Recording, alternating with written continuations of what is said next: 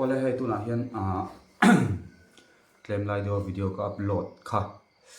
upload le ngai tlat maya engemaw buai do mo wang han re-upload ngai maro chu nu en sak tho ula ti kha anon ngen cheu ni kan enanga hei I narsiko gayap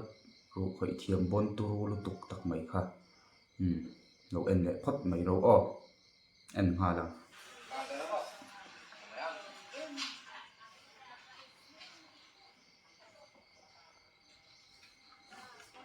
hei pai chu thiam ani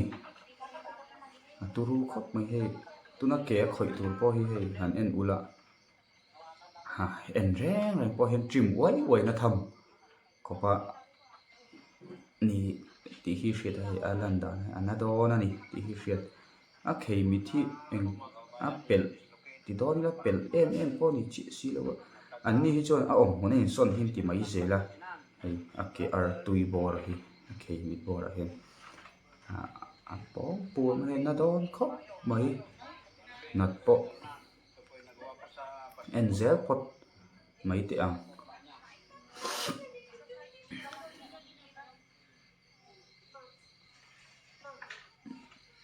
en zong rồi ba gan mur wai thế cái mani poi an siam vela kan lo trăng ani tran po hi thi ni na he pa hi eng te kan soyang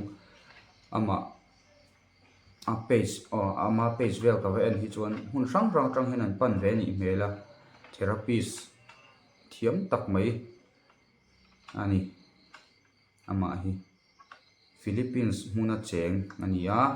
pangasan India a chen na munai chon district nge khuwa nge ka hre to chi bi lo khalam kha chu hredeu te lo kha chon lo sei zawanga comment na lama te anado na ni hei han en ren hian siam zo ta siam zo khan ne so khop mai ampona ni he pa hi chu mo khan lom don an siam sak tan po hian thiam khop mai Mizoram ate an vesela han pan ve theila thatur ania kan pan pha ka hian selamo han pan ve theila lom don mai ama po hi lom ani he han en ula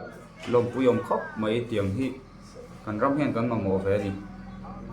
atong tu han ni la chuan kan lom tu zia hi chiang khop mai lom don khop ani atong tu tan chuan